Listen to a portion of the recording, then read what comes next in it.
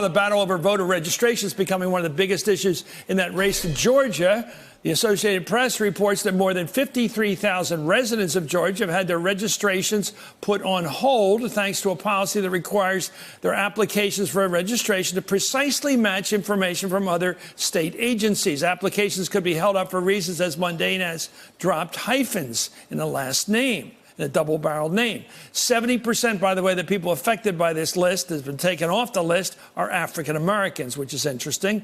The person overseeing the effort, by the way, is the it's the Secretary of State, Brian Kemp, who also happens to be the Republican candidate for governor. So he has an interest in this thing.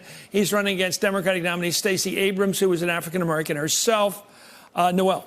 I don't think he should be overseeing it. I really don't. And there's nothing wrong with showing your ID to match. And if you have a little bit of indiscrepancy, people should use common sense. They should do common sense here. I don't see anything wrong with having the ID match the deal. But what I do see something wrong with, and I'm a Republican here, I don't like the fact it's almost like the cat watching over the canary. I mean, I think that we should have had somebody else watching over. I think come on. Can't we just leave the commission so there isn't one party saying, "How we'll screw the other party with this thing"? And I mean, voting should be a nonpartisan issue.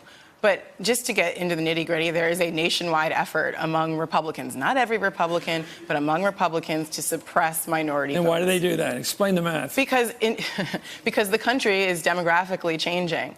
And I think in a race like this, where a small number of votes could make a difference, 53,000 voters whose votes are being, put on hold, essentially, their registration, 70% of them are African American. I mean, there's really only one conclusion to come to, because this is a solution without a problem.